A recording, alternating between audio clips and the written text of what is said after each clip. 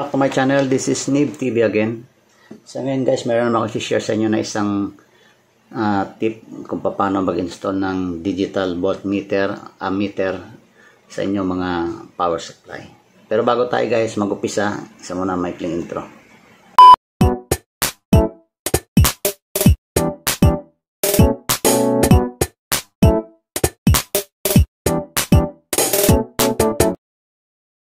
Guys, welcome back again. Ito yung sinasabi kong power supply AC adapter. Bali, ginagamit to guys laptop. At meron siyang 7 LED lights. So 1, 2, 3, 4, 5. Ibig sabihin 7 voltage din ang nilalabas nito.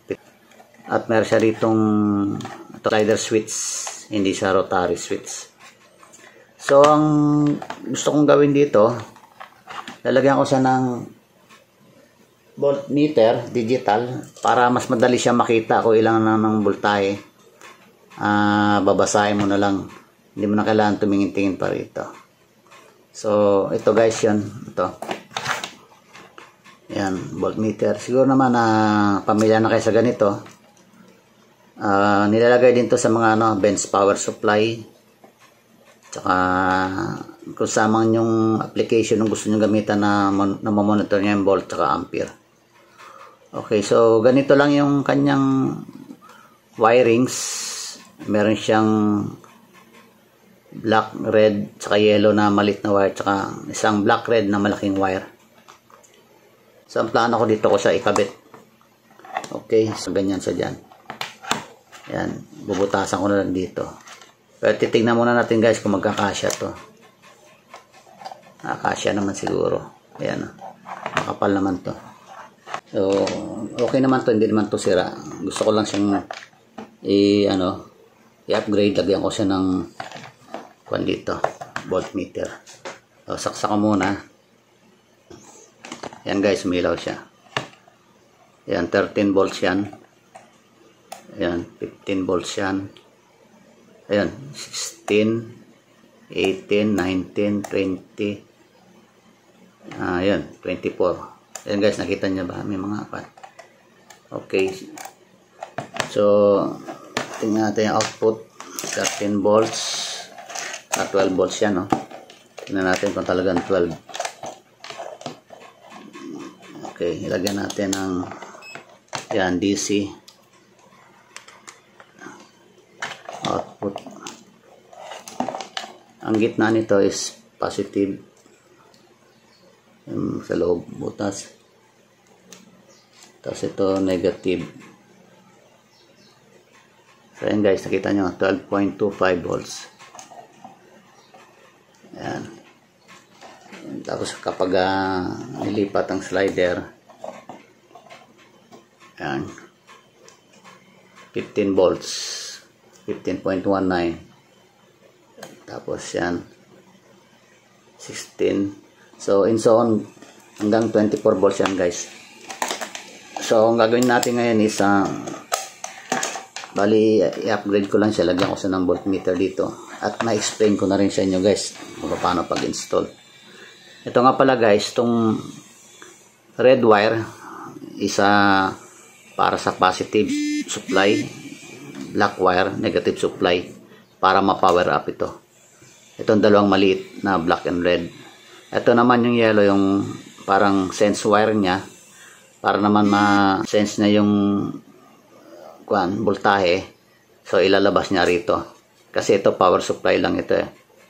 Itong black and red. Ito yung magbibigay ng reading kung ano yung voltahe sa sense wire. Kaya normally pinagsasama itong dalawa. Ito, pag kinonect siya, pinagsasama itong dalawang to. Tapos itong black na to, sinasama rin dito sa black. Ito nga palang malaking black tsaka malaking red is para to sa ampere reading, amperometer. Yung ammeter niya, ayan. Ito yung sa volts, ito yung tatlong maliit. Ito yung letter A, ampere, reading ng current, ampere. So bali meron tong medyo may konting twist dito sa pagkakabit nito. Kasi pag ginamit na natin to, itong red akala natin positive, pero hindi natin ko-connect sa positive to.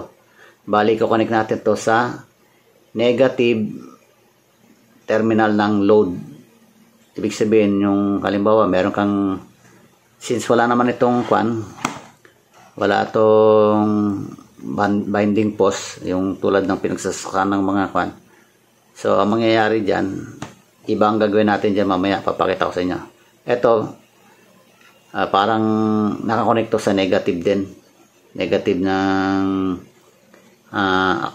natin papuntang load. So ito pwede natin pagsamahin itong dalawa. Sa ground natin nilagay ito sa negative sa load. Okay, so bunutin na natin para mabuksan natin. Okay. Yan. Kaya may ilaw pa siya guys kahit nakabunot na, kasi may capacitor yan sa loob. Yan, pag na-discharge na yung capacitor, yan na, namatay na. Okay, so buksan na natin.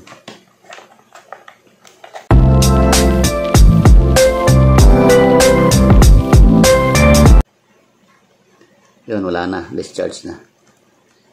Wala nang voltahe. So safe na siyang hawakan. Yan. Okay. So ito lang ang component niya.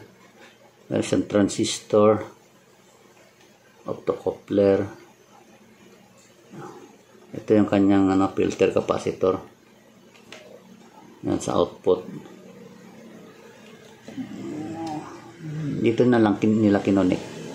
May butas naman para dito sa ba't hindi ginamit? Yan.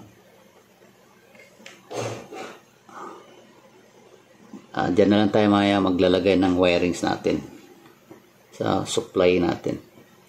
Ito may IC siya. Liit, hindi ko mabasa. Ito yung kanyang feedback circuit pabalik dito. Yan sa optocoupler. Okay, so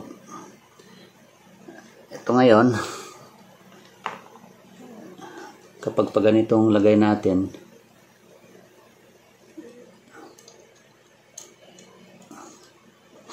so okay, so ito dito natin na lang, ito nakita natin butas, doon lang natin siya ipasok kasi hindi naman ginamit, sa ilalim nila nilagay ito. Okay, mukhang mahirapan tayo dito sa guys, ito masyadong mahaba. Yan, pag ginano natin parang hindi masasara. Nagawa natin ng paraan to guys. Tanggalin nga natin. Pag ito,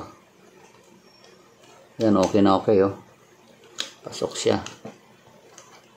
Lalagay lang tayo ng insulation dito guys para hindi mag-short, hindi magdikit-dikit dyan. Yan, mga ganyan kataas pwede na yan, clear naman siya doon sa ito na lang problema natin,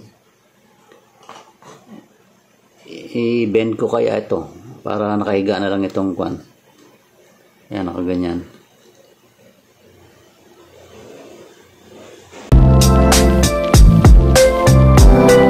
Okay guys, ito na lang ginawa ko. Tinanggal ko na lang yung pinaka-plastic niya. Ayan. Inano ko na lang siya. Hininang ko na lang sa doon sa terminal. So yan, medyo okay na yung kanya. Tibay na yan. Ayan. So dito natin padadaanin yung mga wires pag ganyan. Ayan.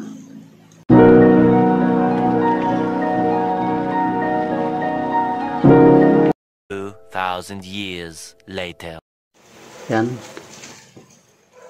Nabutasan ko na. So magwa-wire connection na lang tayo. Yan, bali gagawin natin itong yellow na maliit tsaka red, pagsasamahin natin Samahin natin siya. So yung may butas dito, yan na lang gawin natin, positive supply. Tapos yung negative na maliit, dito rin natin i-connect tsaka itong block. Pagsasamahin na rin natin to guys, itong dalawang block na to. Para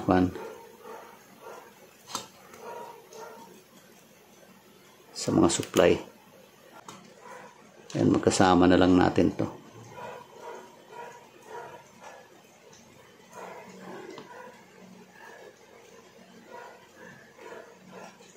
Okay.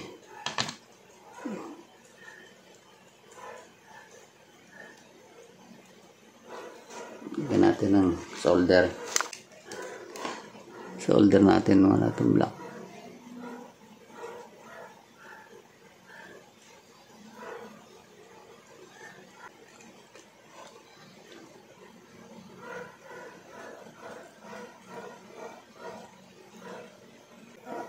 Hindi na tayo maghahanap kung saan natin ipapwesto. Ayan. Gandahin natin.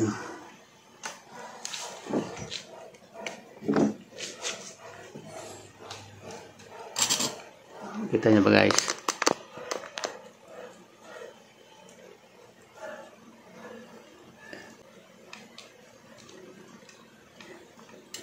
Yan.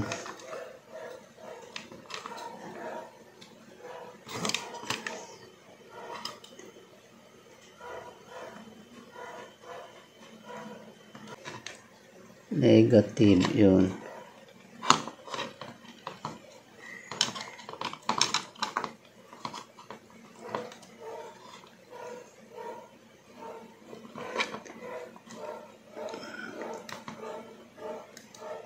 Yun.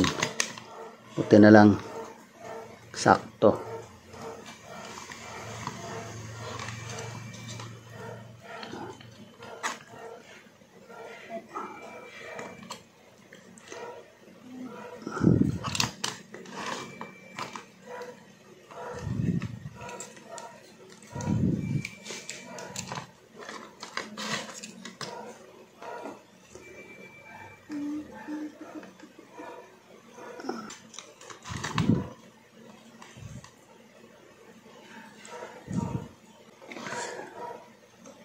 So, okay na yung block natin. Nakakonect na. Tsaka yung ngayon, ito guys, yung sinasabi kong twist dito. Kasi, itong red na to, itong malaking red na to, dapat to guys, nakakonect to sa ano, sa load. So, kinakonsider ko na ito ang load natin. Positive to, negative. Dapat yung negative pala nito, doon natin kukonect to. So, ang gagawin natin is ganito na lang. Yan. Itong positive na to, kukonect natin sa negative ng kwan. So, dito tayo kukuha. So, ang gagawin natin guys, since wala tayong binding post, tatanggalin natin tong negative rito, tapos doon natin kukonect yun. Para gumana yung ammeter. Kasi pag ganyan lang guys, papakita ko muna sa inyo guys. Kapag ganyan, gagana na yan guys yung ano, yung voltmeter niya. Pero wala yung ano. Yan.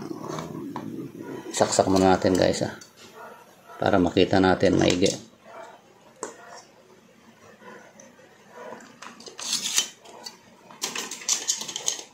It's okay.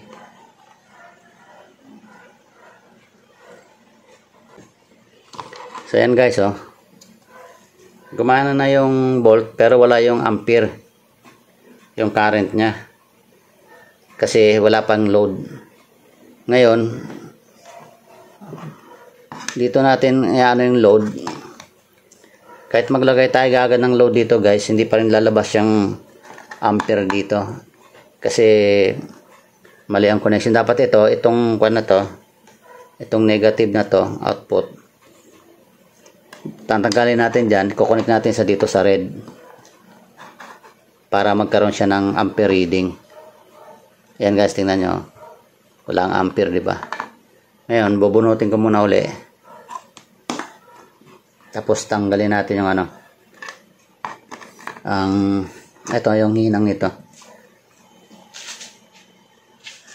Tingnan muna natin, baka meron pang charge. Tingnan natin.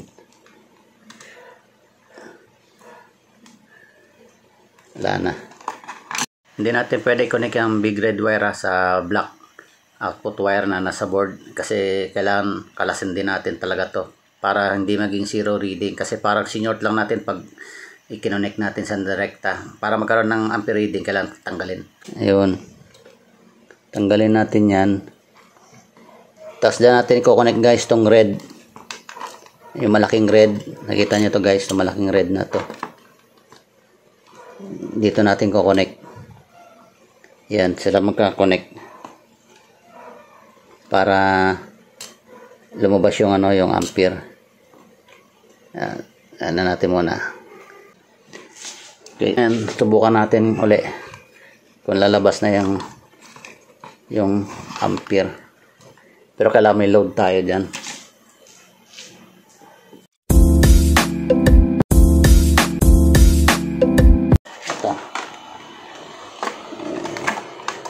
Ayan, lagyan natin na pinaka-load natin ang laptop.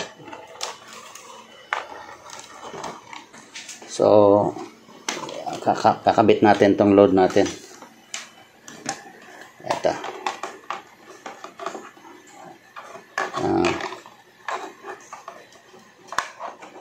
Kakabit natin ang load dito sa 19 volts pala to laptop. Lagyan natin sa 19, 16, 4, ayan, 18, isa pa. Ayan, yun guys, 19 volts. Ito yun yung ano nya. So-connect natin sa laptop para magkaroon tayo ng load. Lagyan natin sa saksakan. Saksak na. Ayan guys, lumabas na yung ampere nya.